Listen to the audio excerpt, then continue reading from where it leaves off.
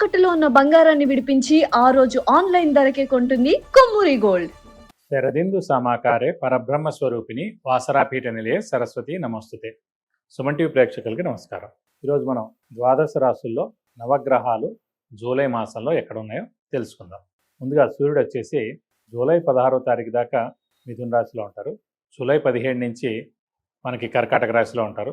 అలాగే కుజుడు వచ్చి మనకి వృషభ రాశిలో ఈ మాసం అంతా ఉంటారు. నెక్స్ట్ రాహు వచ్చేసి మనకి కుంభరాశిలో ఉంటారు. అలాగే గురువు వచ్చేసి మనకి ఉచ్చస్థానమైన కర్కాటక రాశిలో ఉంటారు. శని వచ్చి మనకి మీన రాశిలో ఉంటారు. అలాగే బుధుడు వచ్చి మనకి మిథున రాశిలో స్వస్థానంలో ఉంటారు. అలాగే శుక్రుడు వచ్చేసి మనకి సింహరాశిలో ఉంటారు. అలాగే కేతు వచ్చేసి ఈ శుక్రుడితో పాటే సింహరాశిలో ఉంటారు. సో ఇవండి ద్వాదశ రాశుల్లో నవగ్రహాలు జూలై మాసంలో ఈ స్థానాల్లో ఉంటారు. ఇక 6వ రాశి అయిన కన్యారాశి. కన్యారాశి అనగానే మనకి ఉత్తర 2, 3, 4 పాదాలు, హస్త 1, 2, 3, 4 పాదాలు, చిత్త 1, 2 పాదాలు. ఈ నక్షత్రాల సమూహం అంతా మనకి కన్యారాశిలోకి వస్తుంది. ఈ రాశి వారికి పట్టిందల్లా బంగారం అని చెప్పుకోవచ్చు. ఎందుకంటే మెయిన్గా గురుబలం పరిపూర్ణంగా ఉంది. లాభస్థానంలో ఉచ్చస్థానంలో కూడా. అలాగే రాహు వచ్చేసి మనకి 6వ స్థానంలో చాలా బాగున్నాడు. కేతు వచ్చేసి 10వ స్థానంలో చాలా బాగున్నాడు. లాభస్థానంలో శుక్రుడు కూడా చాలా బాగున్నాడు. శని మటుకు సప్తమంలో ఉన్న కూడా కొంచెం మిశ్రమ ఫలితాలు ఇస్తాడు. కాబట్టి వీరికి బాగుందని చెప్పుకోవాలి. మెయిన్గా ఏంటంటే ఈ గురువు ఉచ్చస్థానంలో లాభంలో ఉండడం వలన నిరుద్యోగులకు ఉద్యోగం రావడం, ఉద్యోగస్తులకి promotions, name and fame, boss నుంచి మన ఫారెన్ టూర్ విజిట్స్, అసైన్మెంట్స్ రావడం ఇవి జరుగుతాయి.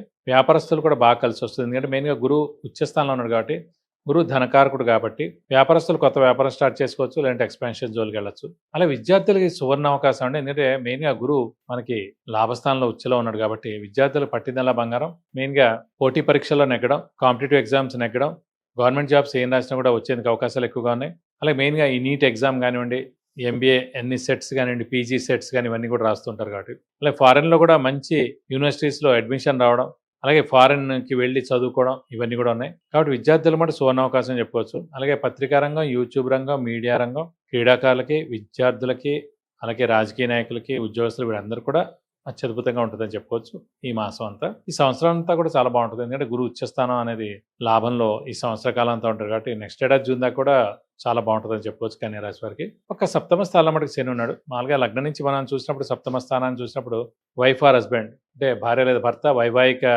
జీవితం, మ్యారిటల్ లైఫ్, అన్యోన్యత ఇవన్నీ చూస్తాం. అలాగే పార్ట్నర్షిప్, వ్యాపారస్తులకైతే పార్ట్నర్షిప్ ఉందా లేదా అనే సప్తమ స్థానం చూస్తాం. అలాగే ఇమీడియట్ బాస్ స్థానం కూడా సప్తమ స్థానం.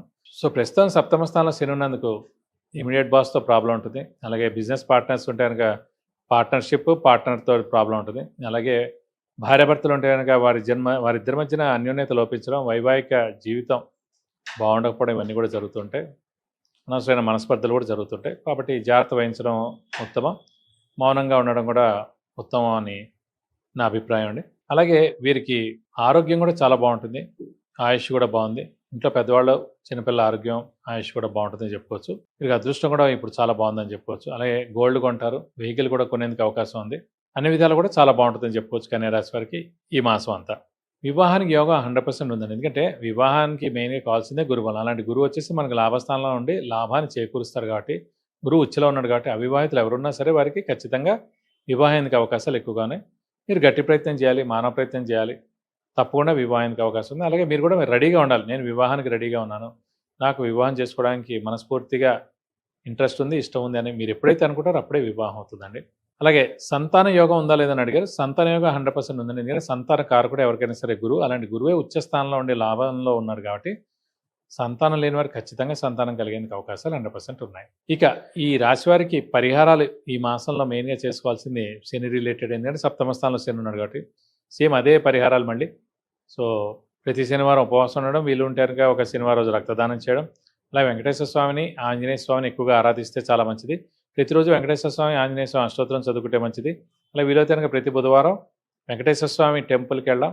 శనివారం రోజున కూడా వెంకటేశ్వర స్వామి టెంపుల్కి వెళ్ళి 41 ప్రదక్షిణాలు చేసి వీలైతే ఆయనకి అభిషేకంగా నచ్చనిగా ఆయన చేయిస్తే మంచిది. అలాగే ప్రతి మంగళవారం, శనివారం కూడా ఆంజనేయ స్వామి టెంపుల్కి వెళ్ళి 41 ప్రదక్షిణాలు చేసి వీలైతే కనుక ఆయనకి వడమాల సమర్పించడం, లేదంటే సింధూరు పూజ చేయించడం, లేదంటే తమలపాకులు పూజ చేస్తే కనుక మీకు అన్ని విధాలా మంచి చేకూరుతుంది.